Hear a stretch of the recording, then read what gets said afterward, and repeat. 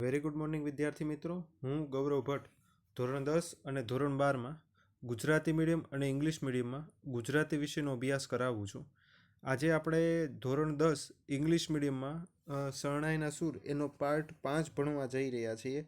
બરોબર છે. અને પાર્ટ 5માં છે એ આપણે ઘણા બધા પેરેગ્રાફ કરવા છે. તો એટલી જ ઉતાવળ રાખશું ને છેલ્લે થોડોક સમય મળે તો એમાં હોમવર્ક લખાવવાનો પણ છે, એ થોડોક મારો આગળ રહેશે. તો થોડું ઘણું ખાલી પાત્રોનું રિવિઝન કરાવી દઉં, થોડા કટકા પાડીને છે 5 મિનિટ વાત કરી દઉં. બરોબર છે. અને પછી છે એ આપણે આપણા ટોપિકમાં આગળ વધીએ છીએ. બરોબર. અહીંયા પાત્ર એવા છે કે એક ભૂધર મેરાઈ છે. ભૂધર મેરાઈ, એની પુત્રીનું નામ છે એ ગૌરી છે. ગૌરીના સસરાનું નામ એટલે કે ભૂધરના વેવાઈનું નામ તળસી વેવાઈ છે. બરોબર છે. ગૌરીના પતિનું નામ ગગો છે. ગૌરીના પતિનું નામ ગગો છે. બરોબર છે. ભૂધર મેરાઈની દીકરીનું નામ છે એ ગૌરી છે. ગૌરીના પતિનું નામ છે ગગો છે. ગૌરીના સસરાનું નામ છે તળસી વેવાઈ છે. બરોબર છે. અને રમઝુ મીર પોતે શરણાઈ વાદક છે. રમઝુ મીર પોતે શરણાઈ વાદક છે. એની દીકરીનું નામ છે સકીના છે. એની દીકરીનું નામ છે સકીના છે. બરોબર. અને રમઝુ મીરની દીકરીનું નામ છે સકીના છે. પછી રમઝુ મીર છે એ ની સાથે ઢોલી જે ઢોલ વગાડવા આવ્યો છે એનું નામ મેઘા ઢોલી છે. બરોબર. આ રીતના આપણા પાત્રો છે.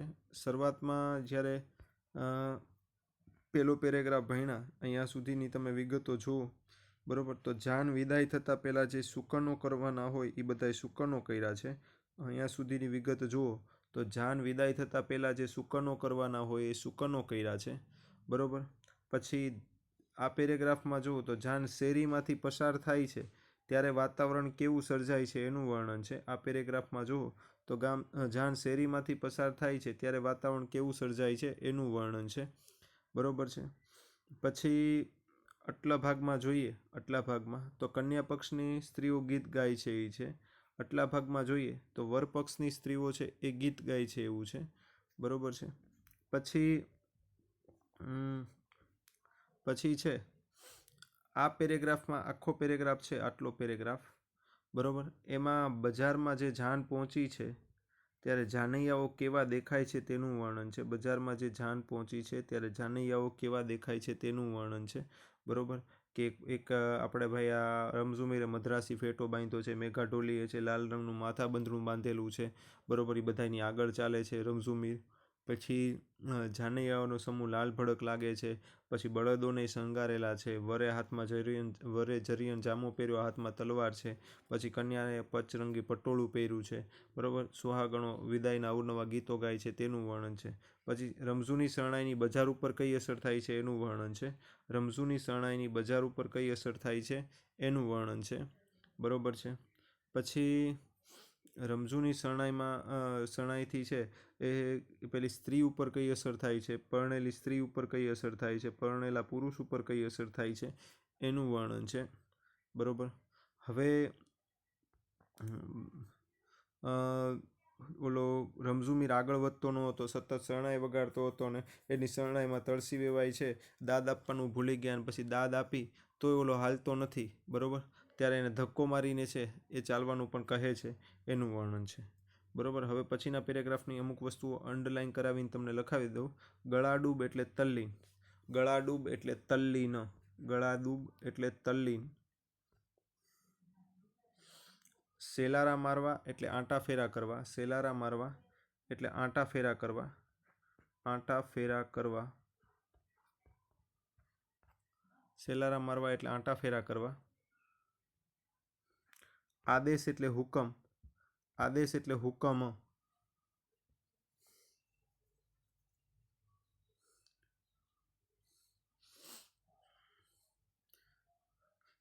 મનમાં ચટપટી ચાલવી એટલે મનમાં ચિંતા થવી. મનમાં ચટપટી ચાલવી એટલે મનમાં ચિંતા થવી. પૂગતા એટલે પહોંચતા. પૂગતા એટલે પહોંચતા. પૂગતા એટલે પહોંચતા.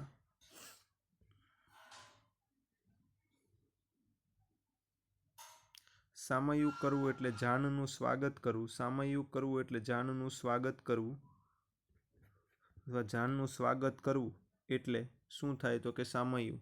જાનનું સ્વાગત કરવું એટલે શું થાય તો કે સામયું. હોરાજી નહીં, એનો અર્થ થાય વહોરાજી. વહોરાજી. પછી મુફલીસ એટલે ગરીબ. મુફલીસ એટલે ગરીબ. મુફલીસ એટલે ગરીબ. પછી કાને ધરવું એટલે સાંભળવું, ધ્યાન આપવું. કાને ધરવું એટલે સાંભળવું, ધ્યાન આપવું. કાને ધરવું, સાંભળવું, ધ્યાન આપવું. જ્યારે એને હડસેલો માર્યો અને એટલું કીધું, હાલો મીર હાલો, હવે ઝટ વહેતા થાવ, એવું કીધું, ત્યાર પછી શું થાય છે? પણ અડાણાના. અડાણાના એટલે ગાવાની ઢબ ના ગળાડૂબ સેલારા મારતા એટલે કે આંટા ફેરા લેતા રમઝૂને આવા આદેશ સાંભળવાની નવરાશ જ ક્યાં હતી.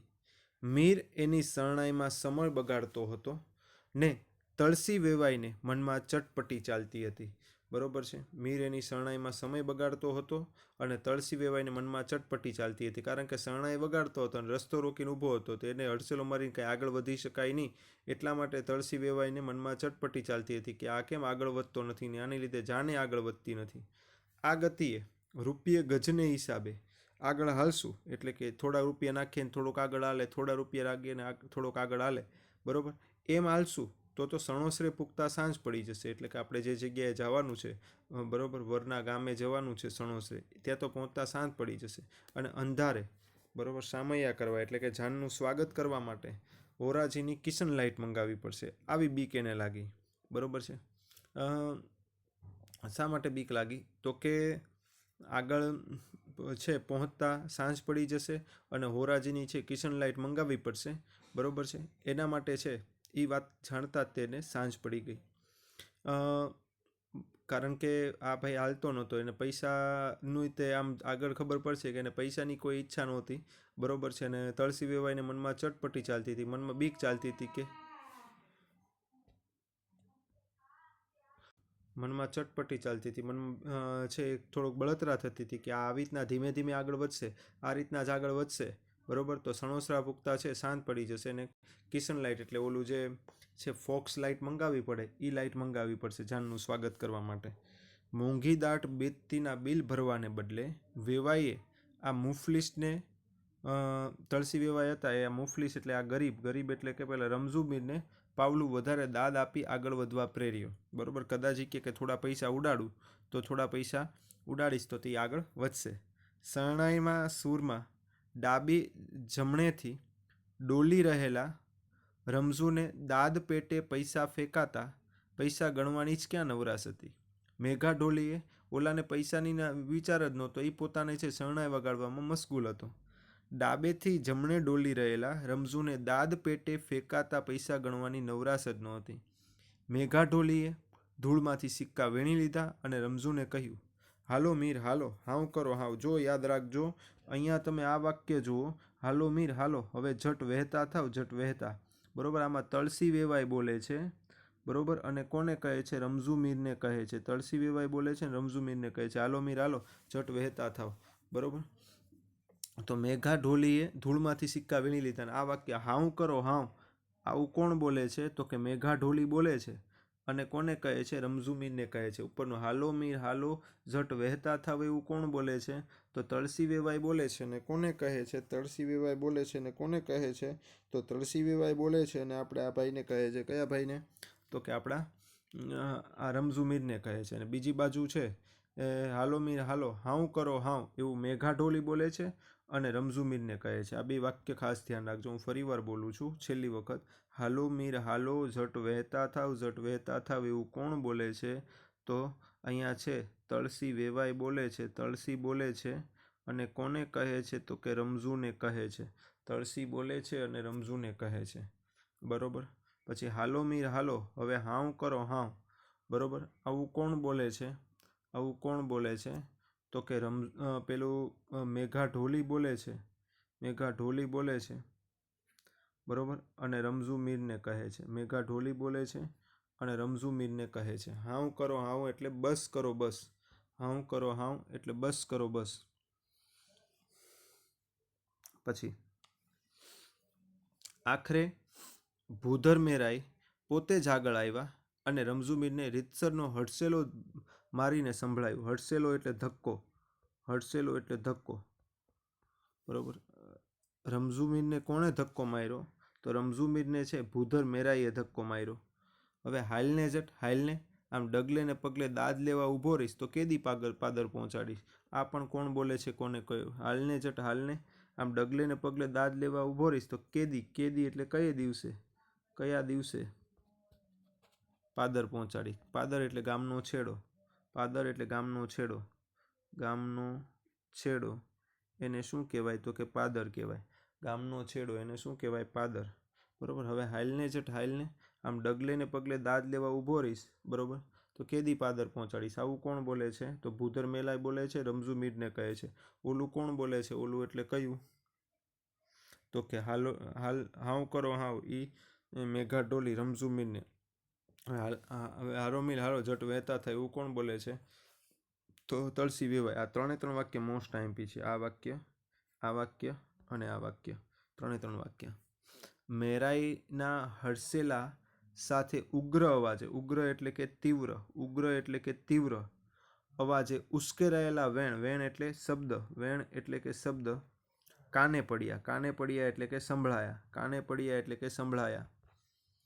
ત્યારે જમીરને ભાન થયું, ભાન થયું એટલે કે ખબર પડી, ભાન થયું એટલે કે ખબર પડી કે હું અત્યારે ઊભી બજાર બાંધીને બેઠો છું ને મારે તો હજી જાનને ઝાંપા સુધી દોરવાની છે. ઝાંપા એટલે કે દરવાજા સુધી, ઝાંપા એટલે દરવાજા સુધી. ક્યારે રમઝુમીરને ભાન થયું કે પોતે ઊભી બજાર લઈને બેઠો છે?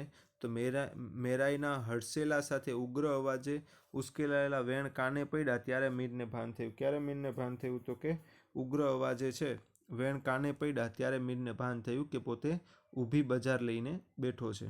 બરોબર. અહીંયા સુધીના હું પેલા શબ્દો બોલી જાઉં છું એક વખત જલ્દી, એમાં તમને કાંઈ હોય તો કહેજો. ગળા ડૂબ એટલે તલ્લીન, ગળા ડૂબ એટલે તલ્લીન. હાલો મીર હાલો ઝટ વહેતા થાવ, આ યાદ રાખજો, મોસ્ટ આઈમ્પી. તળસી વેવાય, બરોબર, રમઝુને કહે છે. સેલારા મારવા એટલે આટા ફેરા કરવા, સેલારા મારવા એટલે આટા ફેરા કરવા. પછી ચટપટી ચાલવી એટલે ચિંતા થવી, ચટપટી ચાલવી એટલે ચિંતા થવી. પૂગતા એટલે પહોંચતા, પૂગતા એટલે પહોંચતા. પછી જાનનું સ્વાગત કરવું એટલે સામયું, જાનનું સ્વાગત કરવું એટલે સામયું, જાનનું સ્વાગત કરવું એટલે સામયું. હોરાજી એટલે વહોરાજી, હોરાજી એટલે વહોરાજી. પછી મુફલીસ એટલે ગરીબ, મુફલીસ એટલે ગરીબ.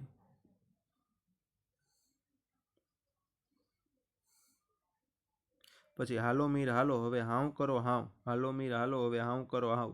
કોણ બોલે છે, કોને કહે છે એમાં? બરોબર. તો આમાં મેઘા ઢોલી બોલે છે, મેઘા ઢોલી બોલે છે અને રમઝુમીરને કહે છે. મેઘા ઢોલી બોલે છે અને રમઝુમીરને કહે છે. હાવ કરો હાવ એટલે બસ કરો બસ, બસ કરો બસ. પછી કાને ધરવું એટલે ધ્યાનમાં લેવું, કાને ધરવું એટલે ધ્યાનમાં લેવું, ધ્યાનમાં લેવું. પછી હડસેલો એટલે ધક્કો, હડસેલો એટલે ધક્કો. હવે હાલને જટ હાલને, આમ ડગલે ને પગલે દાદ લેવા ઊભો રહીશ તો કેદી પાદર પહોંચાડીશ. તો ભૂધર મેરાય, ભૂધર મેરાય, બરોબર, ભૂધર મેરાય બોલે છે અને કોને કહે છે? રમઝુમીરને કહે છે. બરોબર. ઝાંપો એટલે દરવાજો, ઉગ્ર એટલે તીવ્ર, ઝાંપો દરવાજો, ઉગ્ર તીવ્ર. વેણ એટલે શબ્દ, ભાન થવું એટલે ખબર પડવી, ઝાંપો દરવાજો, ઉગ્ર તીવ્ર, વેણ શબ્દ, ભાન પડવી એટલે ખબર પડવી. ઉશ્કેરાયેલા એટલે ગુસ્સે થયેલા, ઉશ્કેરાયેલા એટલે ગુસ્સે થયેલા. તેને ધક્કો મારવાનું આવે છે, જ્યારે તેને ધક્કો મારીને આગળ વધવાનું કહેવામાં આવે છે ત્યારે શું થાય છે? તો રમઝુ યંત્રવત આગળ વધે છે. બરોબર. આ તમને ભાવે વાક્યમાં પૂછાય, મોસ્ટ આઈમ્પી વાક્ય, મોસ્ટ આઈમ્પી વાક્ય ભાવે વાક્યમાં પૂછાય. રમઝુ યંત્રવત આગળ વધે છે. તો રમઝુથી યંત્રવત આગળ વધાય છે, રમઝુ યંત્રવત આગળ વધે છે, તો રમઝુથી યંત્રવત આગળ વધાય છે. પણ એનું દિમાગ અને દિલ બરોબર 2 દાયકા જેટલું પાછળ હટી જાય છે. એનું રમઝૂનું દિમાગ અને દિલ કેટલા દાયકા પાછળ હટી જાય છે? પૂછાય પરીક્ષામાં. રમઝૂનું દિમાગ અને દિલ કેટલા દાયકા પાછળ હટી જાય છે? તો 2 દાયકા. યાદ રાખજો. એક દાયકો એટલે 10 વર્ષ. એક દાયકો એટલે કેટલા વર્ષ થાય? 10 વર્ષ. એક દાયકો એટલે 10 વર્ષ. બરોબર છે. કેટલા દાયકા જેટલું પાછળ હટી જાય છે? તો કે 2 દાયકા જેટલું પાછળ હટી જાય છે. એક દાયકો એટલે 10 વર્ષ, એવા 2 દાયકા એટલે 20 વર્ષ.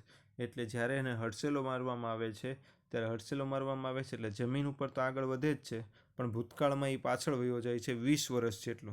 બરાબર ને? 20 વર્ષ પહેલાં જે ઘટના બની હતી એ ઘટના યાદ આવે છે. આવા જ 20 વર્ષ પહેલાં એક નમતા બપોરે એટલે સાંજના સમયે, નમતા બપોરે એટલે કે સાંજના સમયે મીરે પોતાની જ પુત્રી સકીનાને સાસરીએ વળાવી હતી. હૃદયમાં ઊંડે ઊંડે ખૂંપેલું એટલે કે છુપાયેલું દર્દ સળવળે ને જેવો ચિત્કાર નીકળે, ચિત્કાર એટલે ચીસ અને વેદના એટલે દુઃખ, ચિત્કાર એટલે ચીસ અને વેદના એટલે દુઃખ નીકળે, એવો જ મૂંગો ચિત્કાર આ જૂના સ્મરણો એટલે યાદગીરી સળવળાટે મીરના હૃદયમાં ઉઠ્યો. બરોબર છે. રમઝૂ મીરને જ્યારે ધક્કો મારવામાં આવ્યો ત્યારે જમીનમાં તો આગળ ગયો, જમીન ઉપર તો આગળ ગયો, પણ પોતાના ભૂતકાળમાં વયો ગયો. બરોબર છે. કારણ કે એનું મન કેટલા દાયકા પાછળ વયું ગયું? તો કે 2 દાયકા જેટલું પાછળ વયું ગયું. અને એને આવા જ સંધ્યા ટાણે પોતાની દીકરીને વળાવેલી એ ઘટના એની આંખ સામે આવવા માંડી. બરોબર. અને આપોઆપ હવે પહેલાં આનો અર્થ લખાવી દો આ પેરેગ્રાફના, પછી આપણે ભણીએ. ઓસરી જવું એટલે અદૃશ્ય થઈ જવું.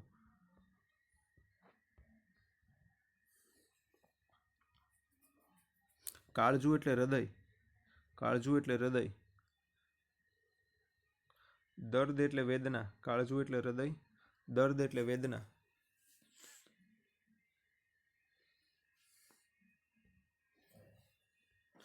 પછી તાન પલટો એટલે સૂર પલટો.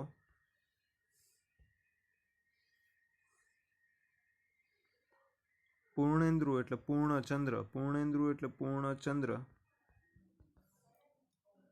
સ્નિગ્ધ એટલે કોમળ કે શીતળ.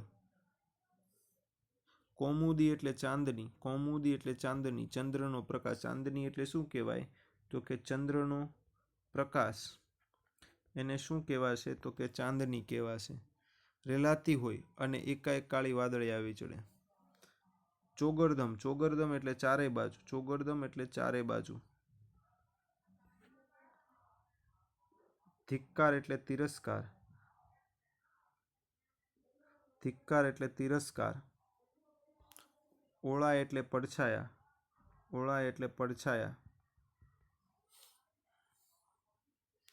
ઉદાસી એટલે ગમગીની.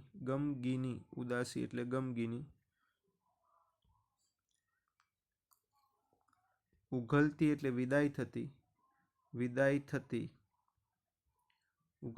વિદાય થતી.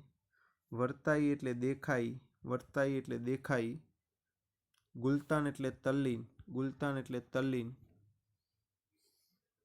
જાનૈયા એટલે વરપક્ષના મહેમાનો. એને જાનૈયા કહેવાય. તળે એટલે નીચે. ફરી વાર હું ઝડપથી બોલતો જાઉં છું, હવે લખતો નથી.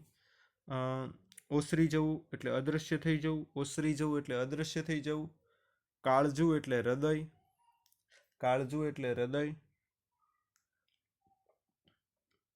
પછી દર્દ એટલે વેદના. પૂર્ણેન્દ્રુ એટલે પૂર્ણચંદ્ર. પછી સ્નિગ્ધ એટલે કોમળ. કૌમુદી એટલે ચાંદની. પછી એમ પણ થઈ શકે ચંદ્રનો પ્રકાશ એટલે ચાંદની થાય ને કૌમુદી પણ થાય. ચોગરદમ એટલે ચારે બાજુ. ધિક્કાર એટલે તિરસ્કાર, ધિક્કાર એટલે તિરસ્કાર. પછી ઓળા એટલે પડછાયા, ઓળા એટલે પડછાયા. ઉદાસી એટલે ગમગીની, ઉદાસી એટલે ગમગીની. ઉઘલતી એટલે વિદાય થતી, ઉઘલતી એટલે વિદાય થતી. વર્તાઈ એટલે દેખાઈ, વર્તાઈ એટલે દેખાઈ. પછી ગુલતાન એટલે વરપક્ષના મહેમાનો, ગુલતાન એટલે વરપક્ષના મહેમાનો. સોરી, ગુલતાન એટલે તલ્લીન, ગુલતાન એટલે તલ્લીન. પછી જાનૈયાઓ એટલે વરપક્ષના મહેમાનો, જાનૈયાઓ એટલે વરપક્ષના મહેમાનો. પછી તળે એટલે નીચે, તળે એટલે નીચે. હવે તમને આ પેરેગ્રાફ વાંચી બતાવું અને પછી સમય મળે તો હોમવર્કમાં થોડાક પ્રશ્નો લખાવું છું.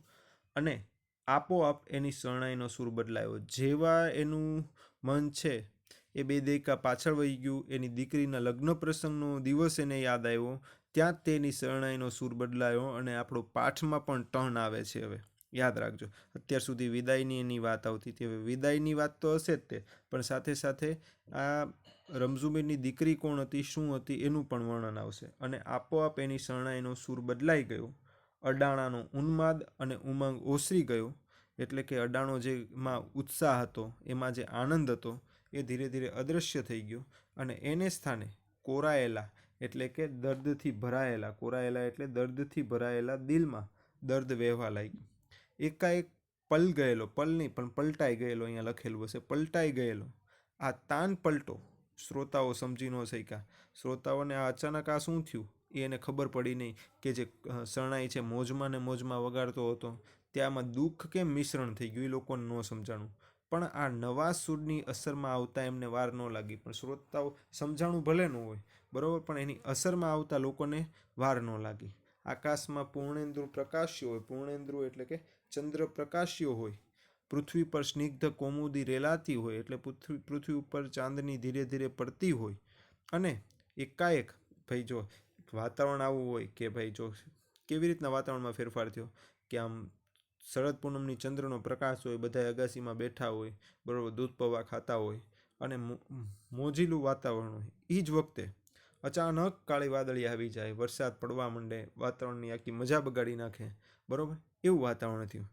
એમ જ ત્યાંમાં પણ એમ જ થયું કે એક શરણાઈના સૂર છે ખૂબ જ મજા કરાવતો હતો આખા બજારને. એમાં જ તે ઓચિંતાની એક છે એની દીકરીનો પ્રસંગ યાદ આવી ગયો, એટલે ઉન્માદ અને ઉમંગ છે ધીરે ધીરે ઓછો થઈ ગયો.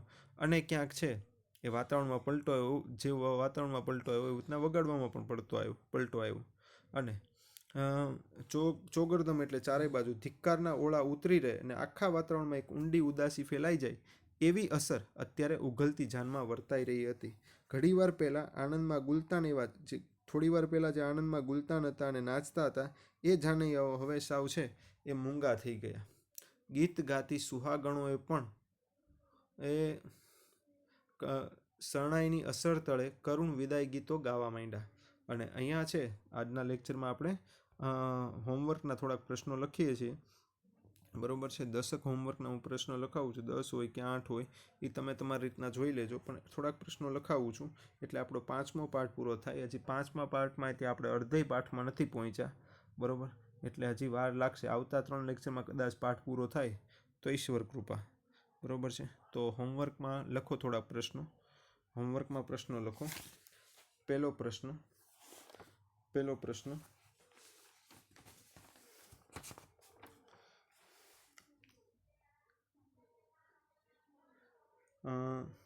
તળસી વેવાઈના મનમાં કેમ ચટપટી જાગી હતી?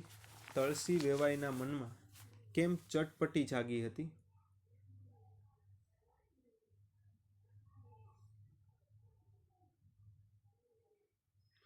પછી જાનને પહોંચતા સાંજ પડી જશે, જાનને પહોંચતા સાંજ પડી જશે.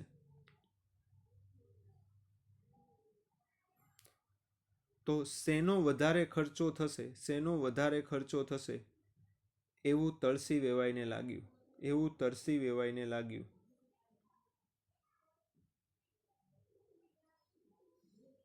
પછી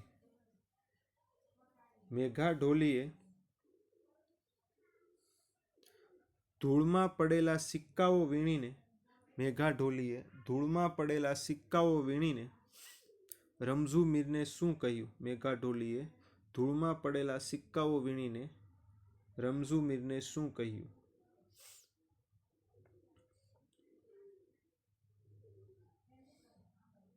પછી ભૂધર મેરાઈએ રમઝુ મીરને ઠપકો આપતા શું કહ્યું? ભૂધર મેરાઈએ રમઝુ મીરને ઠપકો આપતા શું કહ્યું?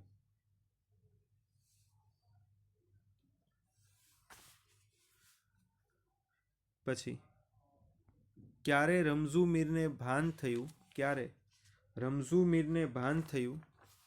કે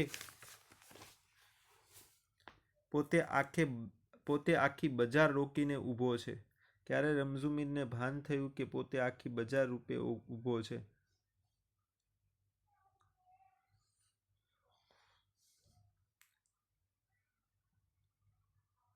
પછી રમઝુ મીર કેવી રીતે આગળ વધ્યો?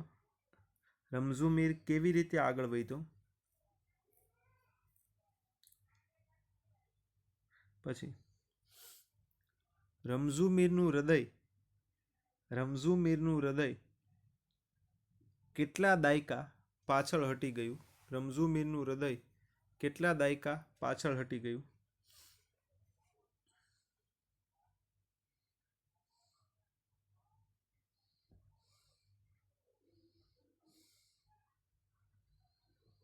હવે આપણે પાર્ટ 5 છે અહીંયા આપણે પૂરો કરીએ છીએ. આમાં તમને કાંઈ ન સમજાણું હોય તો પૂછજો. હવેના લેક્ચરમાં થોડીક ઉતાવળ રાખીશ આવતા અઠવાડિયે, બરોબર છે? અને આપણે આજના લેક્ચરમાં આટલું રાખીએ છીએ.